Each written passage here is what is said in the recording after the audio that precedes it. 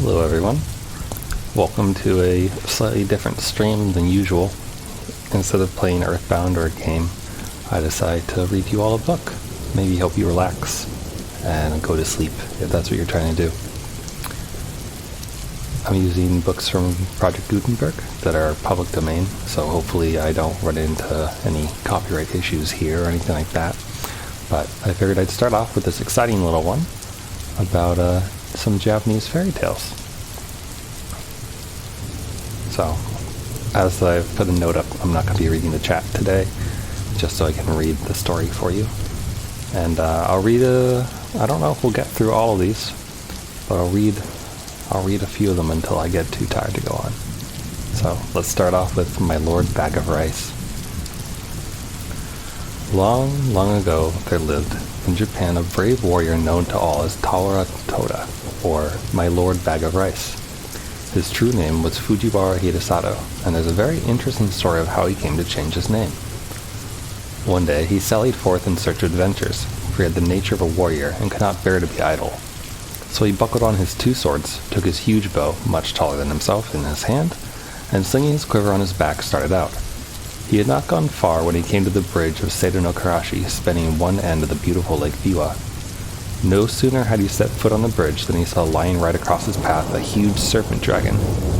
Its body was so big that it looked like the trunk of a large pine tree, and it took up the whole width of the bridge. One of its huge claws rested on the parapet of one side of the bridge, while its tail lay right against the other.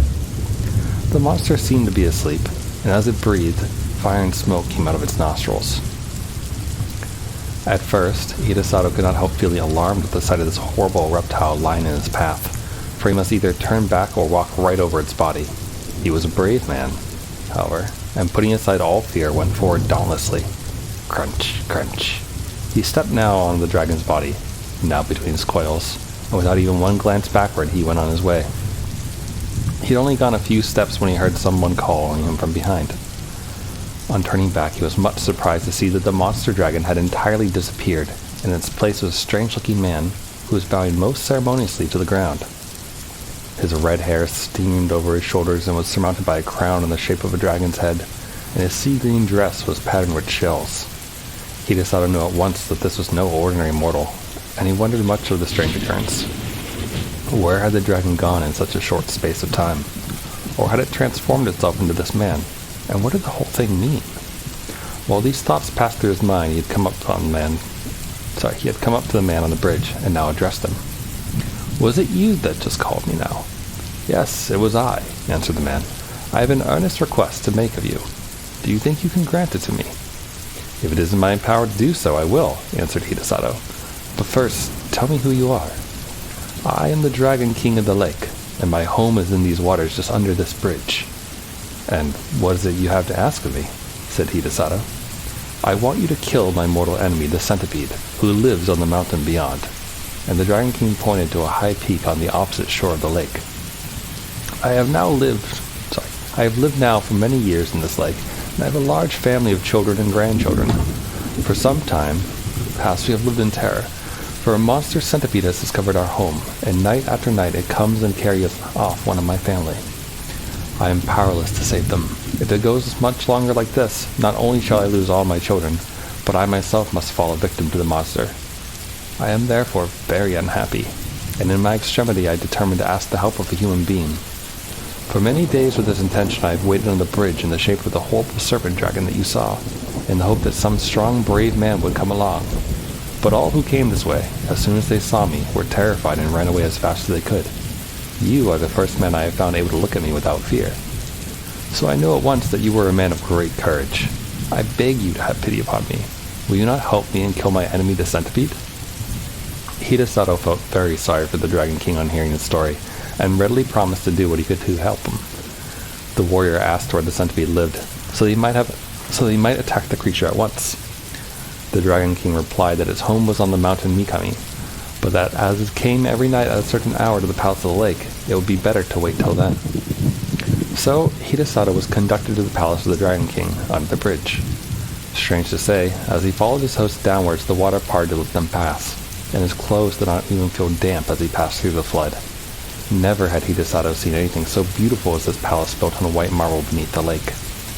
He'd often heard of the Sea King's palace at the bottom of the sea, where all the servants and retainers were saltwater fishes. But here was a magnificent building in the heart of Lake Biwa. The dainty goldfishes, red carp, and silvery trout waited upon the Dragon King and his guest. Hidesato was astonished at the feast that was spread for him. The dishes were crystallized lotus leaves and flowers, and the chopsticks were of the rarest ebony. As soon as they sat down, the sliding doors opened and 10 lovely goldfish dancers came out, and behind them followed 10 red carp musicians with the koto and the samisen. Thus the hours flew by till midnight, and the beautiful music and dancing had banished all thoughts of the centipede. The Dragon King was about to pledge the warrior in a fresh cup of wine when the palace was suddenly shaken by a tramp, tramp, as if a mighty army had begun to march not far away. Hidesato and his host both rose to their feet and rushed to the balcony, and the warrior saw on the opposite mountain 2 great balls of glowing fire coming nearer and nearer. The Dragon King stood by the warrior's side, trembling with fear. "The centipede! The centipede! Those 2 balls of fire are its eyes! It is coming for its prey! Now it is time to kill it!" Hidesato looked where his host pointed, and in the dim light of the starlit evening, beyond the 2 balls of fire, he saw the long body of an enormous centipede winding round the mountains, and the lights in its 100 feet glowed like so many distant lanterns moving slowly towards the shore. Hidesato showed not the least sign of fear. He tried to calm the Dragon King. "Don't be afraid. I shall surely kill the centipede. Just bring me my bows and arrows." The Dragon King did as he was bid, and the warrior noticed that he had only 3 arrows left in his quiver. He took the bow, and fitting an arrow to the notch, took careful aim and let fly. The arrow hit the centipede right in the middle of its head, but instead of penetrating, it glanced off harmless and fell to the ground. Nothing daunted, Hidesato took another arrow, fitted it to the notch of the bow, and let it fly. Again, the arrow hit the mark. It struck the centipede right in the middle of its head, only to glance off and fall to the ground. The centipede was invulnerable to weapons. When the Dragon King saw that even this brave warrior's arrows were powerless to kill the centipede, he lost heart and began to tremble with fear. The warrior saw that he had now only 1 huge arrow left in his quiver, and if this one failed, he could not kill the centipede. He looked across the waters. The huge reptile had wound its horrid body 7 times around the mountain and would soon come down to the lake. Nearer and nearer gleamed the fireballs of eyes, and the light of its 100 feet began to throw reflections in the still waters of the lake. Then suddenly, the warrior remembered that he had heard that human saliva was deadly to centipedes. But this was no ordinary centipede. This was so monstrous that even to think of such a creature made one creep with horror. Hidesato determined to try his last chance. So taking his last arrow, and first putting the end of it in his mouth, he fitted the notch to his bow, took careful aim once more, and let fly. This time, the arrow again hit the centipede right in the middle of its head, but instead of glancing off harmlessly as before, it struck home to the creature's brain. Then with a convulsive shudder, the serpentine body stopped moving, and the fiery light of its great eyes and 100 feet darkened to a dull glare like the sunset of a stormy day, and then went out in blackness. A great darkness now overspread the heavens. The thunder rolled and the lightning flashed, and the wind roared in fury. It seemed as if the world were coming to an end. The Dragon King and his children and retainers all crouched in different parts of the palace, frightened to death, for the building was shaken to its foundation. At last the dreadful night was over. Day dawned beautiful and clear. The centipede was gone from the mountain. Then Hidesato called to the Dragon King to come out with him on the balcony, for the centipede was dead and he had nothing more to fear. Then all the inhabitants of the palace came out with joy, and Hidesato pointed to the lake. There lay the body of the dead centipede floating on the water, which was dyed red with its blood. The gratitude of the Dragon King knew no bounds. The whole family came and bowed down before the warrior, calling him their preserver and the bravest warriors in all Japan. Another feast was prepared, and more sumptuous than the first.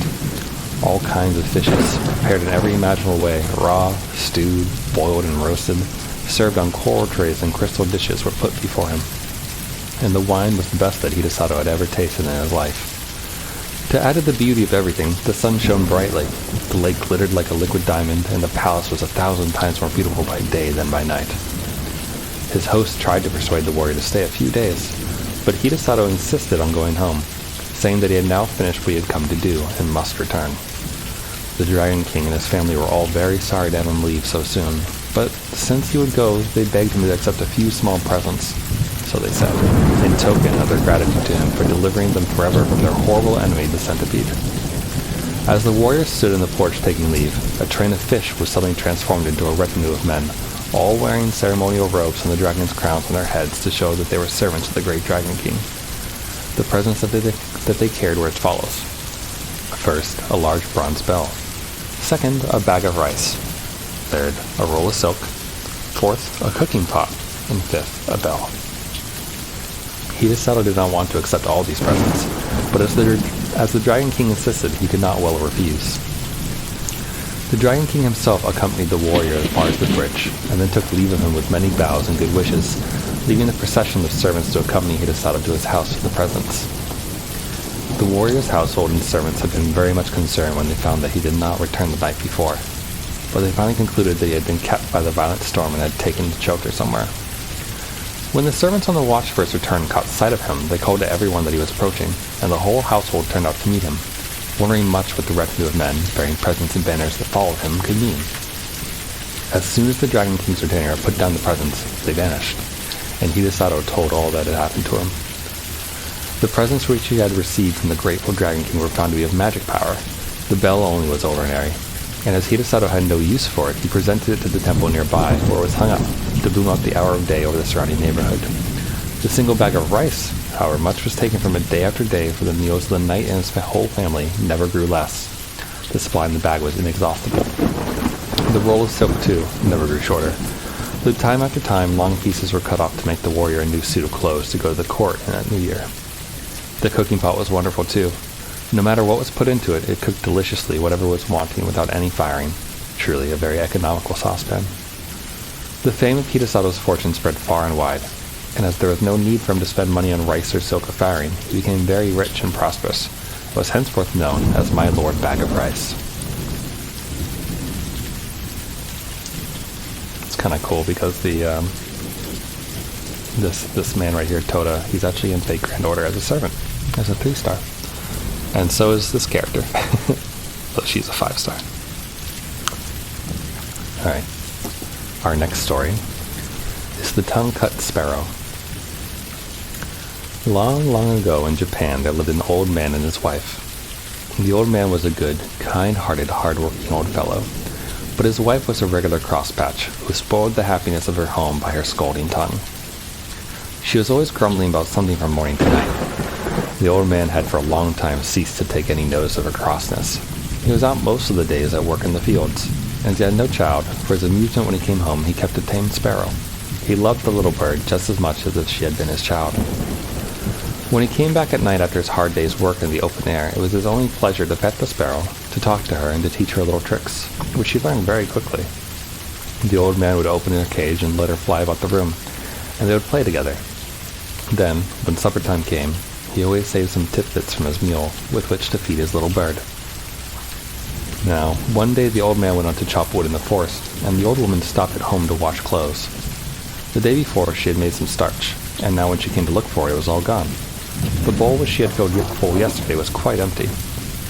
While she was wondering who could have used or stolen the starch, down flew the sparrow, and bowing her little feathered head, a trick which she had been taught by her master, the pretty bird chirped and said, "It is I who have taken the starch. I thought it was some food put out for me in the basin, and I ate it all. If I have made a mistake, I beg you to forgive me." Toot, toot.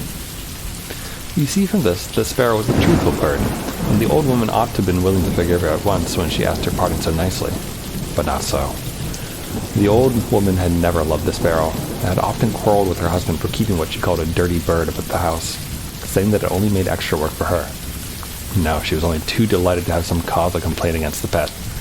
She scolded and even cursed the poor little bird for her bad behavior, and not content with using these harsh, unfeeling words, in a fit of rage, she seized the sparrow, who all this time had spread out her wings and bowed her head before the old woman, to show how sorry she was, and fetched the scissors and cut off the poor little bird's tongue. "I suppose you took my starch with that tongue. Now you may see what it's like to go without it." And with these dreadful words she drove the bird away, not caring in the least what might happen to it, and without the smallest pity for its suffering, so unkind was she. The old woman, after she had driven the sparrow away, made some rice paste, grumbling all the time at the trouble, and after starching all her clothes, spread the things on boards to dry in the sun, instead of ironing them as they do in England. In the evening, the old man came home. As usual, on the way back, he looked forward to the time when he should reach his gate and see his pet come flying and chirping to meet him, ruffling out her feathers to show her joy, and at last coming to rest on his shoulder. But tonight the old man was very disappointed, for not even the shadow of his dear sparrow was to be seen. He quickened his steps, hastily drew off his straw sandals, and stepped onto the veranda. Still no sparrow was to be seen. He now felt sure that his wife, in one of her cross tempers, had shut the sparrow up in its cage. So he called her and said anxiously, "Where is Suzume-san today?" The old woman pretended not to know at first and answered, "Your sparrow? I'm sure I don't know. Now I come to think of it, I haven't seen her all the afternoon. I shouldn't wonder if the ungrateful bird had flown away and left you after all your petting." But at last, when the old man gave her no peace, but asked her again and again, insisting that she must know what had happened to his pet, she confessed all. She told him crossly how the sparrow had eaten the rice paste she had specially made for starching her clothes, and how when the sparrow had confessed to what she had done, in great anger she had taken her scissors and cut off her tongue, and how finally she had driven the bird away and forbidden her to return to the house again. Then the old woman shoved her husband the sparrow's tongue, saying, "Here's the tongue I cut off. Poor little bird. Why did it eat all my starch?" "How can you be so cruel? Oh, how can you be so cruel?" was all that the old man could answer. He was too kind-hearted to punish his beshrew of a wife, but he was terribly distressed at what had happened to his poor little sparrow. "What a dreadful misfortune for my poor Suzume-san to lose her tongue," he said to himself. "She won't be able to chirp any more, and surely the pain of the cutting of it in that rough way must have made her ill. Is there nothing to be done?" The old man shed many tears after his cross wife had gone to sleep. While he wiped away the tears with the sleeve of his cotton robe, a bright thought comforted him. He would go and look for the sparrow on the morrow. Having decided this, he was able to go to sleep at last. The next morning he rose early, as soon as the day broke, and snatching a hasty breakfast, started out over the hills and through the woods, stomping at every clump of bamboos to cry, "Where, oh where does my tongue-cut sparrow stay? Where, oh where does my tongue-cut sparrow stay?" He never stopped to rest for his noonday meal. It was far on in the afternoon when he found himself near a large bamboo wood. Bamboo groves are the favorite haunts of sparrows, and there, sure enough, at the edge of the wood, he saw his own dear sparrow waiting to welcome him. He could hardly believe his eyes for joy, and ran forward quickly to greet her. She bowed her little head and went through a number of the tricks her master had taught her, to show her pleasure at seeing her old friend again, and, wonderful delight, she could talk as of old. The old man told her how sorry he was for all that had happened, and inquired after her tongue, wondering how she could speak so well without it. And then Sparrow opened her beak and showed him that a new tongue had grown in place of the old one, and begged him not to think any more about the past, for she was quite well now. Then the old man knew that a sparrow was a fairy, and no common bird. It would be difficult to exaggerate the old man's rejoicing now. He forgot all his troubles. He forgot even how tired he was, for he had found his lost sparrow. And instead of being ill and without a tongue as he had feared and expected to find her, she was well and happy with a new tongue, and without a sign of the ill treatment she had received from his wife. And above all, she was a fairy.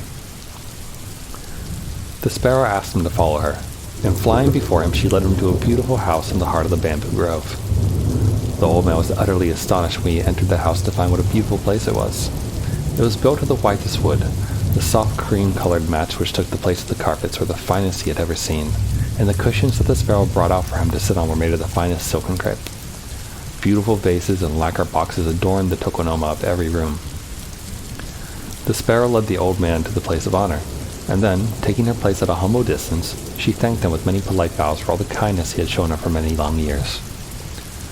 Then the Lady Sparrow, as we would now call her, introduced all her family to the old man. This done, her daughters, robed in dainty crepe gowns, brought in on the beautiful old-fashioned trays a feast of all kinds of delicious foods, till the old man began to think he must be dreaming. In the middle of the dinner, some of the sparrow's daughters performed a wonderful dance called the Suzume Odori, or the sparrow's dance, to amuse the guests. Never had the old man enjoyed himself so much. The hours flew by too quickly in this lovely spot, with all these fairy sparrows to wait upon him and to feast him and to dance before him. But the night came on, and the darkness reminded him that he had a long way to go, and must think about taking his leave and return home. He thanked his kind hostess for her splendid entertainment, and begged her for his sake to forget all that she had suffered at the hands of his cross old wife. He told the Lady Sparrow that it was a great comfort and happiness to him to find her in such a beautiful home, and to know that she wanted for nothing. It was his anxiety to know how she fared and what had really happened to her that had led him to seek her. Now he knew that all was well and he could return home with a light heart. If ever she wanted him for anything, she had only to send for him and he would come at once. The Lady Sparrow begged him to stay and rest several days and enjoy the change, but the old man said he must return to his old wife, who would probably be cross at his not coming home at the usual time, and to his work. And therefore, much as he wished to do so, he could not accept her kind invitation. But now that he knew where the Lady Sparrow lived, he would come to see her whenever he had the time. When the Lady Sparrow saw that she could not persuade the old man to stay any longer, she gave an order to some of her servants, and they at once brought in 2 boxes, one large and the other small. These were placed before the old man, and the Lady Sparrow asked him to choose whichever he liked for a present, which she wished to give him. The old man could not refuse this kind proposal, and he chose the smaller box, saying, "I am now too old and feeble to carry the big and heavy box. As you are so kind as to say that I may take whichever I like, I will choose the small one, which will be easier for me to carry." Then the sparrows all helped him put it on his back and went to the gate to see him off, bidding him goodbye with many bows and entreating him to come again whenever he had the time. Thus the old man and his pet sparrow separated quite happily, the sparrow showing not the least ill will for all the unkindness she had suffered at the hands of the old wife. Indeed, she only felt sorry for the old man who had to put up with it all his life. When the old man reached home, he found his wife even crosser than usual, for it was late on in the night and she had been waiting up for him for a long time.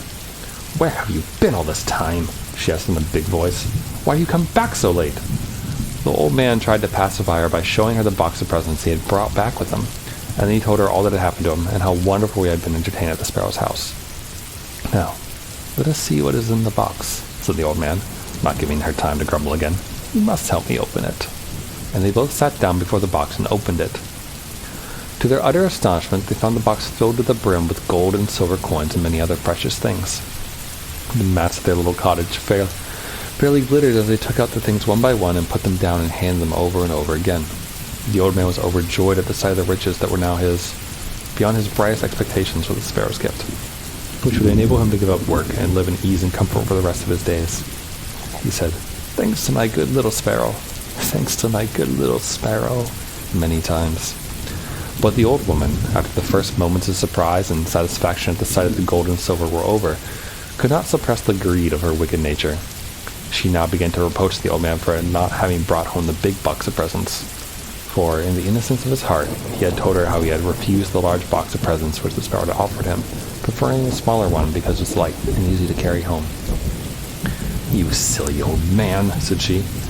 "Why did you not bring the large box? Just think what we have lost. We might have had twice as much silver and gold as this. You are certainly an old fool," she screamed, and then went to bed as angry as she could be. The old man now wished that he had said nothing about the big box, but it was too late. The greedy old woman, not contented with the good luck which had so unexpectedly befallen them and which she was so little deserved, made up her mind, if possible, to get more. Early the next morning she got up and made the old man describe the way to the sparrow's house. When he saw what was in her mind, he tried to keep her from going, but it was useless. She would not listen to one word he said. It is strange that the old woman did not feel ashamed of going to see the sparrow after the cruel way she had treated her and cutting off her tongue in a fit of rage. But her greed to get the big box made her forget everything else. It did not even enter her thoughts that the sparrows might be angry with her, as, indeed, they were, and might punish her for what she had done. Ever since the Lady Sparrow had returned home in the sad plight in which they had first found her, weeping and bleeding from the mouth, her whole family and relations had done little else but speak of the cruelty of the old woman. How could she, they asked each other, inflict such a heavy punishment for such a trifling offense as that of eating some rice paste by mistake? They all loved the old man, who was so kind and good and patient under all his troubles, but the old woman they hated, and they determined, if ever they had the chance, to punish her as she deserved. They had not long to wait. After walking for some hours, the old woman had at last found the bamboo grove which she had made her husband carefully describe, and now she stood before it crying out, "Where's the tongue-cut sparrow's house? Where's the tongue-cut sparrow's house?" At last she saw the eaves of the house peeping out from amongst the bamboo foliage. She hastened to the door and knocked loudly. When the servants told the Lady Sparrow that her old mistress was at the door asking to see her, she was somewhat surprised at the unexpected visit. After all that had taken place, and she wondered not a little at the boldness of the old woman in venturing to come to the house. The Lady Sparrow, however, was a polite bird, and so she went out to greet the old woman, remembering that she had once been her mistress. The old woman intended, however, to waste no time in words, and she went right to the point without the least shame, and said, "You need not trouble to entertain me as you did, my old man. I have come myself to get the box which you so stupidly left behind. I shall soon take my leave if you will give me the big box. That is all I want." The Lady Sparrow at once consented, and told her servants to bring out the big box. The old woman eagerly seized it and hoisted it on her back, and without even stopping to thank the Lady Sparrow, began to hurry homewards. The box was so heavy that she could not walk fast, much less run, as she would have liked to do. So anxious was she to get home and see what was inside the box. But she had often to sit down and rest herself by the way. While she was staggering along under the heavy load, her desire to open the box became too great to be resisted. She could wait no longer, for she supposed this big box to be full of gold and silver and precious jewels like the small one her husband had received. At last this greedy and selfish old woman put down the box by the wayside and opened it carefully, expecting to gloat her eyes on a mine of wealth. What she saw, however, so terrified her that she nearly lost her senses. As soon as she lifted the lid, a number of horrible and frightful-looking demons bounced out of the box and surrounded her as if they intended to kill her. Not even in nightmares had she ever seen such horrible creatures as her much-coveted box contained. A demon with one eye right in the middle of his forehead came and glared at her. Monsters with gaping mouths looked as if they were devouring her. A huge snake crowed and hissed about her, and a big frog hopped and croaked towards her. The old woman had never been so frightened in her life, and ran from the spot as fast as her quaking legs would carry her, glad to escape alive. When she reached home, she fell to the floor and told her husband with tears all that had happened to her, and how she had been nearly killed by the demons in the box. Then she began to blame the sparrow. But the old man stopped her at once, saying, "Don't blame the sparrow. It is your wickedness which has at last met with its reward. I only hope this may be a lesson to you in the future." The old woman said nothing more, and from that day she repented of her cross, unkind ways, and by degrees became a good old woman, so that her husband hardly knew her to be the same person. And they spent their last days together happily, free from want or care, spending carefully the treasure the old man had received from his pet, the tongue-cut sparrow.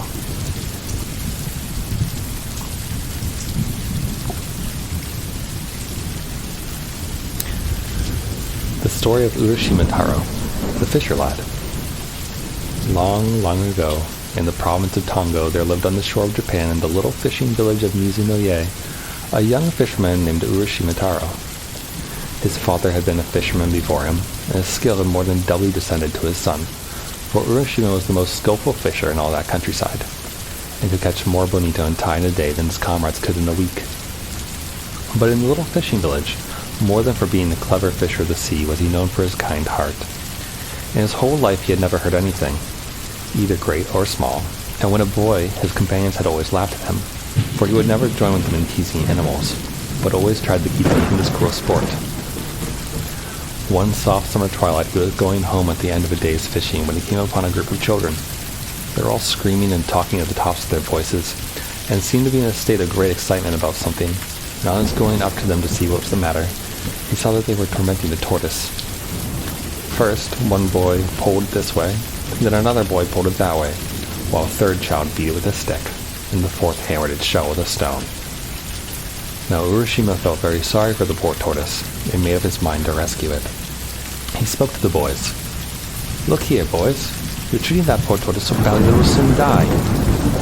The boys, who were all of his age when children seem to delight in being cruel to animals, took no notice of Urashima's gentle reproof, but went on teasing it as before. One of the older boys answered, "Who cares whether it lives or die? You do not. Here, boys, go on, go on." And they began to treat the poor tortoise more cruelly than ever. Urashima waited a moment, turning over in his mind what would be the best way to deal with the boys. He would try to persuade them to give the tortoise up to him. So he smiled at them and said, "I'm sure you're all good and kind boys. Now, won't you give me the tortoise? I should like to have it so much." "No, we won't give you the tortoise," said one of the boys. "Why should we? We caught it ourselves." "What you say is true," said Urashima, "but I do not ask you to give it to me for nothing. I'll give you some money for it. In other words, the Oji-san will buy it of you. Won't that do for you, my boys?" He held up the money to them and strung upon a piece of string through a hole in the center of each coin. "Look, boys, you can buy anything you like with this money. You can do much more with this money than you can with that poor tortoise. See what good boys you are to listen to me?" The boys were not bad boys at all. They were only mischievous. And as Urashima spoke, they were won by his kind smile and gentle words, and began to be of his spirit, as they say in Japan. Gradually, they all came up to him, the ringleader of the little band holding out the tortoise to him. "Very well, Oji-san. We will give you the tortoise if you will give us the money." And Urashima took the tortoise and gave the money to the boys, who, calling to each other, scampered away and were soon out of sight. Then Urashima stroked the tortoise's back, saying as he did so, "Oh, you poor thing, poor thing. There, you're safe now. They say that the stork lives for 1,000 years, but the tortoise for 10,000 years. You have the longest life of any creature in this world, and you're in great danger of having that precious life cut short by those cruel boys. Luckily, I was passing by and saved you, and so life is still yours. Now I'm going to take you back to your home, the sea, at once. Do not let yourself be caught again, for there might be no one to save you next time." All the time that the kind fisherman was speaking, he was walking quickly to the shore and out upon the rocks. Then, putting the torch into the water, he watched the animal disappear and turned homewards himself, for he was tired and the sun had set. The next morning, Urashima went out as usual in his boat. The weather was fine, and the sea and sky were both blue and soft in the tender haze of the summer morning. Urashima got into his boat and dreamily pushed out to sea, throwing his line as he did so. He soon passed the other fishing boats and left them behind till they were lost to sight in the distance, and his boat drifted further and further out upon the blue waters. Somehow, he knew not why, he felt unusually happy that morning, and he could not help wishing that, like the tortoise he set free the day before, he had thousands of years to live instead of his own short span of human life. He was suddenly startled from his reverie by hearing his own name called. "Urashima! Urashima!" Clear as a bell and soft as the summer wind, the name floated over the sea. He stood up and looked in every direction, thinking that one of the other boats had overtaken him. But gaze as he might over the wide expanse of water, near or far, there was no sign of a boat, so the voice could not have come from any human being. Startled, and wondering who or what it was that had called him so clearly, he looked in all the directions round about him, and saw that without his knowing, a tortoise had come to the side of the boat. Urashima saw with surprise that it was the very tortoise he had rescued the day before.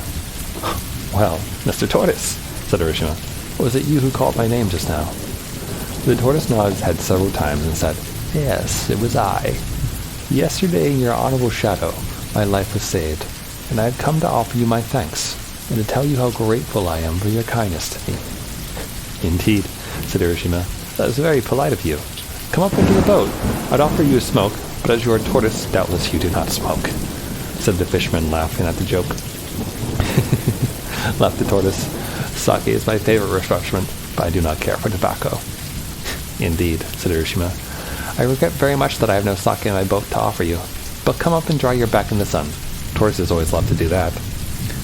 And so the tortoise climbed into the boat, the fisherman helping him, and after an exchange of complimentary speeches, the tortoise said, "Have you ever seen Ringin, the palace of the Dragon King of the Sea, Urashima?" The fisherman shook his head and replied, "No, year after year the sea has been my home. But though I have often heard of the Dragon King's realm under the sea, I've never yet set eyes on that wonderful place. It must be very far away, if it exists at all." "Is that really so? You have never seen the Sinki's palace? Then you have missed seeing one of the most wonderful sights in the whole universe. It is far away at the bottom of the sea. But if I take you there, we shall soon reach the place. If you would like to see the Sinki's land, I will be your guide." "I should like to go there, certainly, and you're very kind to think of taking me. But you must remember that I am only a poor mortal, and not the power of swimming like a sea creature such as you." Before the fisherman could say more, the tortoise stopped him, saying, "What? You need not swim yourself. If you will ride on my back, I will take you without any trouble on your part." "But," said Urashima, "how is it possible for me to ride on your small back? It may seem absurd to you, but I assure you that you can do so. Try it once. Just come and get on my back, and see if it is as impossible as you think." As the tortoise finished speaking, Urashima looked at its shell, and strange to say, he saw that the creature had suddenly grown so big that a man could easily sit on his back. "This is strange indeed," said Urashima. "Then, Mr. Tortoise, with your kind permission, I will get on your back." "Dokoisho," he claimed as he jumped on. The tortoise, with an unmoved face, as if this strange proceeding were quite an ordinary event, said, "Now we will set out at our leisure." And with these words, he leapt into the sea with Urashima on his back. Down through the water the tortoise dived, For a long time these two strange companions rowed through the sea. Urashima never grew tired, nor his clothes moist with the water. At last, far away in the distance, a magnificent gate appeared, and behind the gate, the long sloping roofs of a palace on the horizon. "Yeah," exclaimed Urashima. "That looks like the gate of some large palace just appearing. Mr. Tortoise, can you tell what that place is we can now see?" "That is the great gate of the Ringing Palace. The large roof that you see behind the gate is the Sea King's palace itself." "Then we have at last come to the realm of the Sea King and to his palace," said Urashima. "Yes, indeed," answered the tortoise. "And don't you think that we have come very quickly?" And while he was speaking, the tortoise reached the side of the gate. "And here we are, and you must please walk from here." The tortoise now went in front, and speaking to the gatekeeper said, "This is Urashima Taro, from the country of Japan. I have had the honor of bringing him as a visitor to this kingdom. Please show him the way." Then the gatekeeper, who was a fish, at once led the way through the gate before them. The red bream, the flounder, the sole, the cuttlefish, and all the chief vassals of the Dragon King of the Sea now came out with courtly bows to welcome the stranger. "Urashima-sama, Urashima-sama, welcome to the Sea Palace, the home of the Dragon King of the Sea. Thrice welcome are you, having come from such a distant country. And you, Mr. Tortoise, we're greatly indebted to you for all your trouble in bringing Urashima here." Then, turning again to Urashima, they said, "Please, follow us this way." And from here on, the whole band of fishes became his guide. Urashima, being only a poor fisher lad, did not know how to behave in a palace. But strange though it was all to him, he did not feel ashamed or embarrassed, but followed his kind guides quite calmly where they led him to the inner palace. When he reached the portals, a beautiful princess with her attendant maidens came out to welcome him. She was more beautiful than any human being, and was robed in flowing garments of red and soft green like the underside of a wave, and golden threads glimmered through the folds of her gown. Her lovely black hair streamed over her shoulders in the fashion of a king's daughter many hundreds of years ago, and when she spoke, her voice sounded like music over the water. Urashima was lost in wonder why he looked upon her, and he could not speak. Then he remembered that he ought to bow, but before he could make a low obeisance, the princess took him by the hand and led him to a beautiful hall, and to the seat of honor at the upper end, and bade him to be seated. "Urashima Taro, it gives me the highest pleasure to welcome you to my father's kingdom," said the princess. "Yesterday you set free a tortoise, and I have sent for you to thank you for saving my life, for I was that tortoise. Now, if you like, you should come live here forever in the land of eternal youth, where summer never dies and where sorrow never comes, and I will be your bride if you will, and we will live together happily forever afterwards." Sorry, can't read sometimes.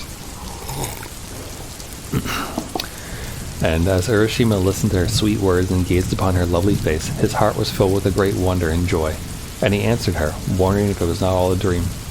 "Thank you 1,000 times for your kind speech. There is nothing I could wish for more than to be permitted to stay here with you in this beautiful land, of which I have often heard, but have never seen to this day. Beyond all words, this is the most wonderful place I have ever seen." While he was speaking, a train of fishes appeared, all dressed in ceremonial, trailing garments. One by one, silently and with stately steps, they entered the hall, bearing on coral trays delicacies of fish and seaweed, such as no one can dream of, and this wondrous feast was set before the bride and the bridegroom. The bridal was celebrated with dazzling splendor, and in the Sea King's realm there was great rejoicing. As soon as the young pair had pledged themselves in the wedding cup of wine, 3 times 3, music was played, and songs were sung, and fishes with silver scales and golden tails stepped in from the waves and danced. Urashima enjoyed himself with all his heart. Never in his whole life had he sat down to such a marvelous feast. When the feast was over, the princess asked the bridegroom if he would like to walk through the palace and see all there was to be seen. Then the happy fisherman, following his bride, the Sea King's daughter, was shown all the wonders of that enchanted land where youth and joy go hand in hand, and neither time nor age can touch them. The palace was built of coral and adorned with pearls, and the beauties and wonders of the place were so great that the tongue fails to describe them. But to Urashima, more wonderful than the palace was the garden that surrounded it. Here was to be seen at one time the scenery of the 4 different seasons. The beauties of summer and winter, spring and autumn, were displayed to the wondering visitors at once. First, when you looked to the east, the plum and the cherry trees were seen in full bloom. The nightingales sang in the pink avenues, and the butterflies flitted from flower to flower. Looking to the south, all the trees were green in the fullness of summer, and The day cicada and the night cricket chirped loudly. Looking to the west, the autumn maples were ablaze like a sunset sky, and the chrysanthemums were in perfection. Looking to the north, the change made Urashima start, for the ground was silver white with snow, and trees and bamboos are also covered with snow, and the pond was thick with ice. And each day there were new joys and new wonders for Urashima, and so great was his happiness that he forgot everything, even the home he had left behind in his parents, in his own country. And 3 days passed without his even thinking of all he had left behind. Then his mind came back to him, and he remembered who he was, and that he did not belong to this wonderful land or the Sea King's palace. And he said to himself, "Oh dear, I must not stay on here, for I have an old father and mother at home. What can have happened to them all this time? How anxious they must have been these days when I did not return as usual. I must go back at once without letting one more day pass." And he began to prepare for the journey in great haste. Then he went to his beautiful wife, the princess, and bowing low before her, he said, "Indeed, I have been very happy with you for a long time, Otohime-sama, and you have been kinder to me than any words can tell. But now I must say goodbye. I must go back to my old parents." Then Otohime-sama began to weep, and said softly and sadly, "Is it not well with you here, Urashima, that you wish to leave me so soon? Where is the haste? Stay with me yet another day only." But Urashima had remembered his old parents, and in Japan the duty to parents is stronger than everything else, stronger even than pleasure or love, and he would not be persuaded, but answered, "Indeed I must go. Do not think that I wish to leave you. It's not that. I must go and see my old parents. Let me go for one day, and I'll come back to you." "Then," said the princess sorrowfully, "there's nothing to be done. I will send you back today to your father and mother, and instead of trying to keep you with me one more day, I shall give you this as a token of our love. Please take it back with you." And she brought him a beautiful lacquer box tied about with a silken cord and tassels of red silk. Urashima had received so much from the princess already that he felt some compunction in taking the gift, and said, "It does not seem right for me to take yet another gift from you after all the many favors I have received at your hands. But because it is your wish, I will do so." And then he added, "Tell me, what is this box?" "That," answered the princess, "is the tamate bako, and it contains something very precious. You must not open this box, whatever happens. If you open it, something dreadful will happen to you. Now promise me that you will never open this box." And Urashima promised that he would never open the box, whatever happened. Then bidding goodbye to Otohime-sama, he went down to the seashore, the princess and her attendants following him, and there he found a large tortoise waiting for him. He quickly mounted the creature's back, and was carried away over the shining sea into the east. He looked back to wave his hand to Otohime-sama, until at last he could see her no more, and the land of the Sea King and the roofs of the wonderful palace were lost in the far, far distance. Then, with his face turned eagerly towards his own land, he looked for the rising of the blue hills on the horizon before him. At last the tortoise carried him into the bay he knew so well, and to the shore from whence he had set out. He stepped onto the shore and looked about him while the tortoise rowed back away to the Sea King's realm. But what is this strange fear that seizes Urashima as he stands and looks about him? Why does he gaze so fixedly at the people that pass him by, and why do they in turn stand and look at him? The shore is the same, and the hills are the same, but the people that he sees walking past him have very different faces though he had known before. Wondering what it can mean, he walks quickly towards his own home. Even that looks different, but a house stands on the spot, and he calls out, "Father, I have just returned." And he was about to enter when he saw a strange man coming out. "Perhaps my parents have moved while I've been away, and have gone somewhere else," was the fisherman's thought. Somehow he began to feel strangely anxious, and could not tell why. "Excuse me," said he to the man who was staring at him, "but till within the last few days I have lived in this house. My name is Urashima-taro. Where have my parents gone whom I left here?" A very bewildered expression came over the face of the man, and, still gazing intently on Urashima's face, he said, "What? Are you Urashima-taro?" "Yes," said the fisherman, "I am Urashima-taro." Laughed the man. "You must not make such jokes. It is true that once upon a time a man called Urashima-taro did live in this village, but that is a story 300 years old. He could not possibly be alive now." When Urashima heard these strange words, he was frightened and said, Please, you must not joke with me. I'm greatly perplexed. I am really Urashima-taro. I certainly have not lived 300 years. Till 4 or 5 days ago I lived on this spot. Tell me what I want to know without more joking. please." But the man's face grew more and more grave, and he answered, "You may or may not be Urashima Taro, I don't know. But the Urashima Taro from I have heard is a man who lived 300 years ago. Perhaps you are his spirit, come to revisit your own home." "Why do you mock me?" said Urashima. "I am no spirit, a living man. Do you not see my feet?" And he stamped on the ground, first with one foot and then with the other to show the man. "But Urashima Taro lived 300 years ago. That is all I know. It is well written in the village chronicles," persisted the man, who could not believe what the fisherman said. Urashima was lost in bewilderment and doubtful. He stood looking at all around him, terribly puzzled, and indeed, something in the appearance of everything was different to what he had remembered before he went away, and the awful feeling came over him that what the man said was perhaps true. He seemed to be in a strange dream. The few days he had spent in the Sea King's palace beyond the sea had not been days at all. They had been hundreds of years, and in that time his parents had died and all the people he had ever known, and the village had written down his story. There was no use in staying here any longer. He must get back to his beautiful wife beyond the sea. He made his way back to the beach, carrying in his hand the box which the princess had given him. But which was the way? He could not find it alone. Suddenly he remembered the box, the tamatepako. The princess told me when she gave me the box never to open it, that it contained a very precious thing. But now that I have no home, now that I have lost everything that was dear to me here, and my heart grows thin with sadness, at such a time, if I open the box, surely I shall find something that will help me, something that will show me the way back to my beautiful princess over the sea. There's nothing else for me to do now. Yes, I will open the box and look in."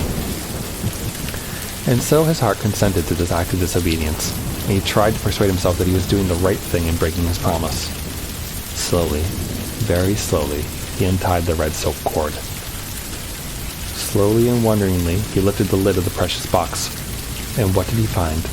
Strange to say, only a beautiful little purple cloud rose out of the box in 3 soft lifts.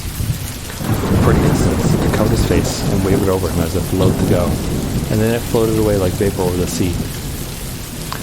Urashima had been till that moment like a strong and handsome youth of 24, suddenly became very, very old. His back doubled up with age, his hair turned snowy white, his face wrinkled, and he fell down dead on the beach. Poor Urashima. Because of his disobedience, he could never return to the Sea King's realm or the lovely princess beyond the sea. Little children, never be disobedient to those who are wiser than you, for disobedience was the beginning of all the miseries and sorrows of life.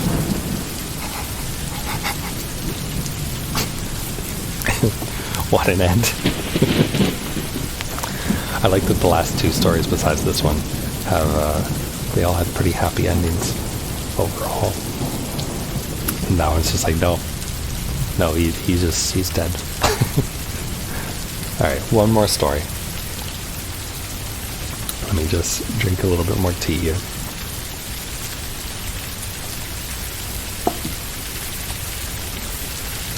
The Farmer and the Badger. Long, long ago, there lived an old farmer and his wife who had made their home in the mountains, far from any town. Their only neighbor was a bad and malicious badger. This badger used to come out every night and run across the farmer's field and spoil the vegetables and the rice which the farmer spent his time in carefully cultivating. The badger at last grew so ruthless in its mischievous work, and did so much harm everywhere on the farm, that the good-natured valley could not stand it any longer, and determined to put a stop to it. So he lay in wait day after day and night after night with a big club, hoping to catch the badger, but all in vain. Then he laid traps for the wicked animal.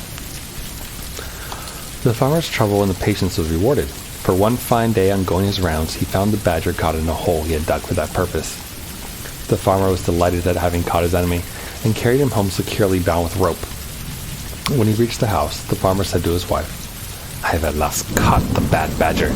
You must keep an eye on him while I'm out of work, and not let him escape, because I want to make him into soup tonight." Saying this, he hung the badger up to the rafters of his storehouse, and went out to work his fields. The badger was in great distress, for he did not at all like the idea of being made into soup that night, and he thought and thought for a long time, trying to hit upon some plan by which he might escape. It was hard to think clearly in this uncomfortable position, for he had been hung upside down. Very near him, at the entrance to the storehouse, looking out towards the green fields and the trees and the pleasant sunshine, stood the farmer's old wife pounding barley. She looked tired and old, Her face was seamed with many wrinkles and was as brown as leather, and every now and then she stopped to wipe the perspiration which rolled down her face. "Dear lady," said the wily badger, "you must be very weary doing such heavy work in your old age. Won't you let me do that for you? My arms are very strong, and I could relieve you for a little while."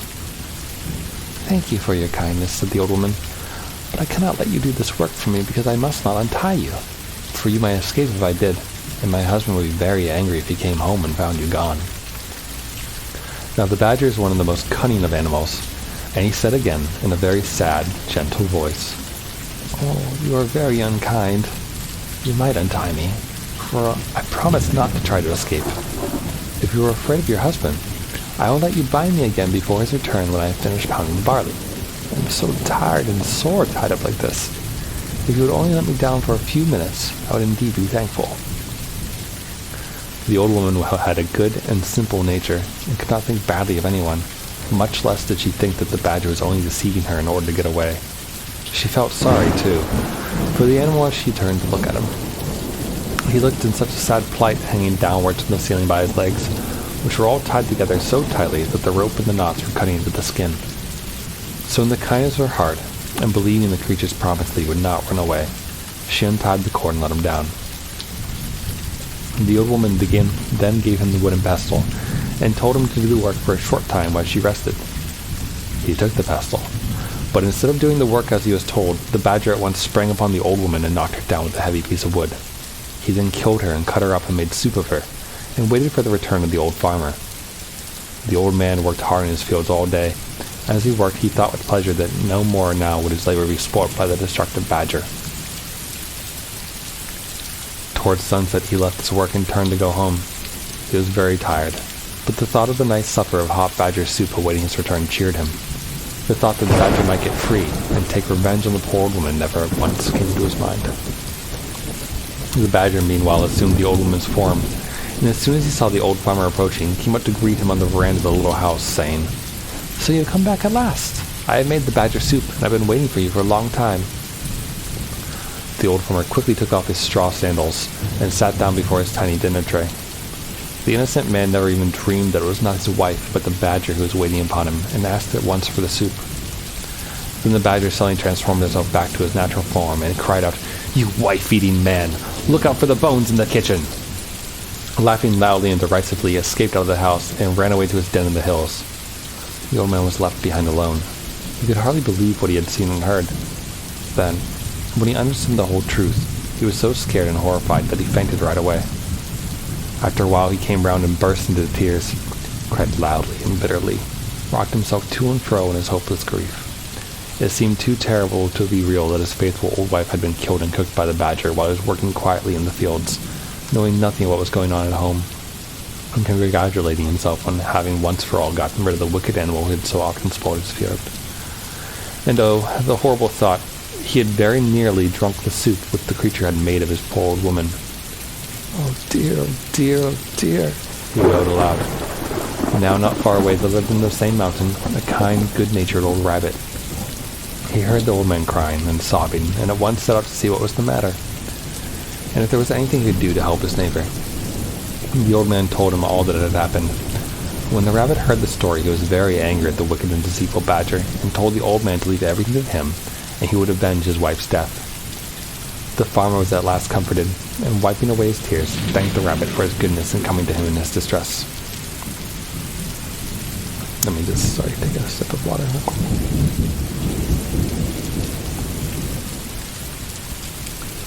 The rabbit, seeing that the farmer was growing calmer, went back to his home to lay his plan for the punishment of the badger. The next day the weather was fine, and the rabbit went out to find the badger. He was not to be seen in the woods, or on the hillside, or in the fields anywhere.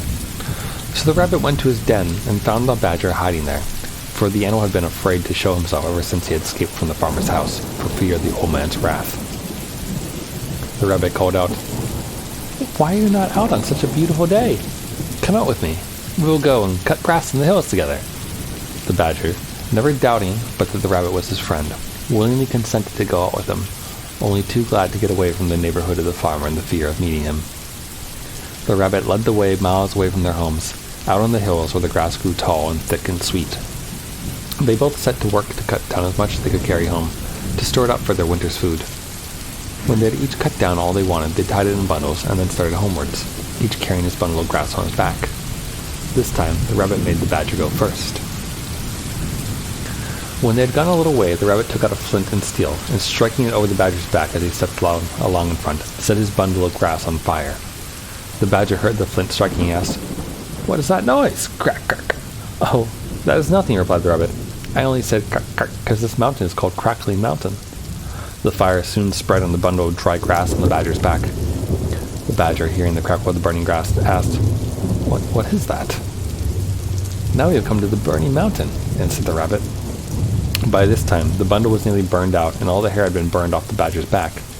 He now knew what had happened by the smell of the smoke of the burning grass.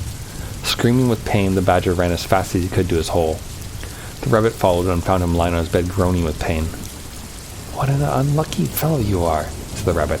"I can't imagine how this had happened. I'll bring you some medicine which will heal you back quickly." The rabbit went away glad and smiling to think that the punishment upon the badger had already begun. He hoped that the badger would die of his burns, for he felt that nothing could be too bad for the animal who was guilty of murdering a poor, helpless old woman who had trusted him. He went back home and made an ointment by mixing some sauce and red pepper together. He carried this to the badger, but before putting it on, he told him that it would cause him great pain, but he must bear it patiently because it was a very wonderful medicine for burns and scalds and such wounds. The badger thanked him and begged him to apply it at once. But no language can describe the agony of the badger as soon as the red pepper had been pasted all over his sore back. He rolled over and over and howled loudly. The rabbit, looking on, felt that the farmer's wife was beginning to be avenged. The badger was in bed for about a month, but at last, in spite of the red pepper application, his burns healed and he got well. When the rabbit saw that the badger was getting well, he thought of another plan by which he could compass the creature's death. So he went one day to pay the badger a visit and to congratulate him on his recovery. During the conversation, the rabbit mentioned that he was going fishing. He described how pleasant fishing was when the weather was fine and the sea smooth. The badger listened with pleasure to the rabbit's account of the way he had passed his time now. He forgot all his pains and his month's illness, and thought what fun it would be if he could go fishing too. So he asked the rabbit if he would take him the next time he went out to fish. This was just what the rabbit wanted, so he agreed. Then he went home and built 2 boats, one of wood and the other of clay. At last they were both finished, and as the rabbit stood and looked at his work, he felt that all his trouble would be well rewarded if his plan succeeded. He could manage to kill the wicked badger now. The day came when the rabbit had arranged to take the badger fishing. He kept the wooden boat himself and gave the badger the clay boat. The badger, who knew nothing about boats, was delighted with his new boat and thought how kind it was of the rabbit to give it to him. They both got into their boats and set out. After going some distance from the shore, the rabbit proposed that they should try their boats and see which one could go the quickest. The badger fell in with the proposal, and they both set to work to row as fast as they could for some time. In the middle of the race, the badger found his boat going to pieces, for the water now began to soften the clay. He cried out in great fear to the rabbit to help him, but the rabbit answered that he was avenging the old woman's murder, and this had been his intention all along, and he was too happy to think that the badger had at last met his deserts for all his evil crimes, and was to drown with no one to help him. Then he raised his oar and struck at the badger with all his strength till he fell with the sinking clay boat and was seen no more. Thus at last he kept his promise to the old farmer. The rabbit now turned and rowed shorewards, and having landed and poled his boat upon the beach, hurried back to tell the old farmer everything, and how the badger, his enemy, had been killed. The old farmer thanked him with tears in his eyes. He said that till now he could never sleep at night or be at peace in the daytime, thinking of how his wife's death was unavenged. But from this time he would be able to sleep and eat as of old. He begged the rabbit to stay with him and share his home. So from this day the rabbit went to stay with the old farmer, and they both lived happily together as good friends to the end of their days. What a story. What a story to end on. Oh man. So it's been an hour of reading some stories. There's still plenty more in this collection, but I just thought that I might do something a little bit different today. Maybe I'll do this again another time. I don't know. But I thought it would be kind of fun to do. So I hope that wherever you are, whatever you're doing, whatever time of day it is, that you enjoyed the stories, and that I'll see you again sometime, maybe, whether it be for more video games, Earthbound, or perhaps another reading like this. Either way, have a good one, everyone, and take it easy. Stay safe. See ya.